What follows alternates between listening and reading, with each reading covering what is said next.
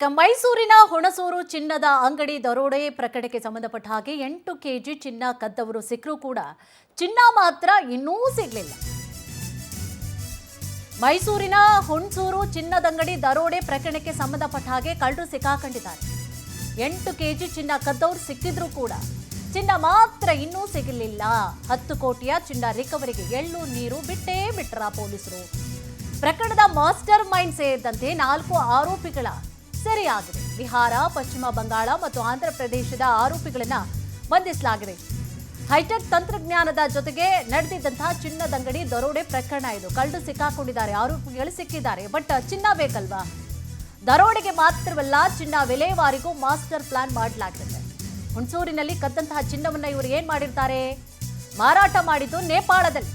ಪೊಲೀಸರಿಗೆ ಮಾಹಿತಿ ಸಿಕ್ಕರೂ ಕೂಡ ನೇಪಾಳಕ್ಕೆ ಹೋಗಿ ರಿಕವರಿಗೆ ತಿಣುಕಾಟ ಮಾಡಿರ್ತಾರೆ. ಚಿನ್ನ ಕದ್ದು ಬೇರೆ ದೇಶಕ್ಕೆ ಚಿನ್ನ ವಿಲೇವಾರಿಯನ್ನ ಮಾಡಿರ್ತಾರೆ ಈ ಹೈಟೆಕ್ ಕಳ್ಳರು. ಈ ಸಂಬಂಧವಾಗಿ ಇಬ್ಬರನ್ನ ಬಂಧಿಸಿರ್ತಾರೆ ಬಿಹಾರ ಪೊಲೀಸರು. ಮೈಸೂರು ಪೊಲೀಸರು ವಿಚಾರಣೆ ನಡೆಸಿದ್ರೂ ಕೂಡ ಪ್ರಯೋಜನ ಆಗಿಲ್ಲ.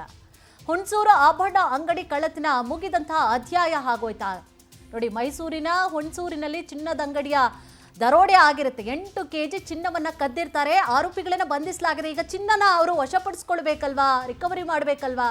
ಹಾಗಿದ್ರೆ ಪೊಲೀಸರು ಸೇರ್ಕೊಂಡು ಎಲ್ಲ ಹಂಚ್ಕೊಂಡ್ಬಿಟ್ಟಿದ್ದಾರಾ?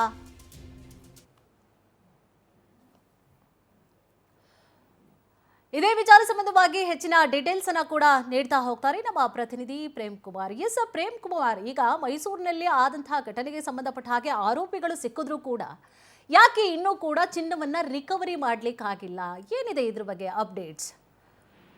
ಹೌದು, ಏನು ಹುಣಸೂರಿನಲ್ಲಿ ನಡೆದಂತಹ ಕಳ್ಳತನ ಪ್ರಕರಣ ಏನಿದೆ, ಇದು 8 ಕೆಜಿ ಬರೋಬ್ಬರಿ 8 ಕೆಜಿ ತೂಕದ ಚಿನ್ನಾಭರಣಗಳನ್ನ ಆಡುವಾಗಲೇ ಗನ್ನನ್ನ ಇಟ್ಟು ಗನ್ಪಂಡ್ನಲ್ಲಿ ಇಟ್ಟು ಅಲ್ಲಿರುವಂತಹ ಸಿಬ್ಬಂದಿಗಳನ್ನ ಬೆದರಿಸಿ ಕಳ್ಳತನ ಮಾಡಲಾಗಿತ್ತು. ತದನಂತರವಾಗಿ ಅಲ್ಲಿಂದ 5 ತಂಡಗಳನ್ನ, ಅಂದ್ರೆ ಕಳ್ಳರನ್ನ ಬೇಟೆಯಾಡಬೇಕು, ಕಳ್ಳರನ್ನ ಸೆರೆ ಇರಬೇಕು ಅಂತ ಹೇಳಿ 5 ತಂಡಗಳನ್ನ ಪೊಲೀಸರು ರಚನೆ ಮಾಡಿದ್ರು.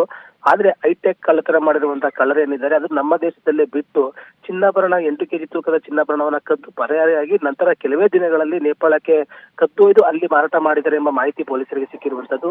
ತದನಂತರವಾಗಿ ಬಿಹಾರ ಮೂಲ ಮತ್ತೆ ಪಶ್ಚಿಮ ಬಂಗಾಳ ಮೂಲದ ಎಲ್ಲಾ ಕಳ್ಳರನ್ನು ಕೂಡ ಬಂಧನ ಮಾಡಿದ್ರು ಕೂಡ ಅಷ್ಟು ಬೇಗವಾಗಿ ನೇಪಾಳಕ್ಕೆ ಹೇಗೆ ಸಾಗಿಸಿದ್ರು ಎಂಬ ಅನುಮಾನಗಳು ಕೂಡ ಕಾಡ್ತಾ ಇರುವಂತದ್ದು. ಬರೋಬ್ಬರಿ 8 ಕೆಜಿ ತೂಕದ ಚಿನ್ನ ಏನಿದೆ, ಕೋಟಿ ಬೆಲೆ ಬಾಳುವಂತಹ ಒಂದು ಚಿನ್ನ ಆಗಿರುವಂತಹ ಕಾರಣದಿಂದಾಗಿ ಅದನ್ನ ರಿಕವರಿ ಮಾಡೋದಕ್ಕೆ ಪೊಲೀಸರಿಗೆ ಇನ್ನೂ ಸಾಧ್ಯ ಆಗ್ತಾ ಇಲ್ಲ.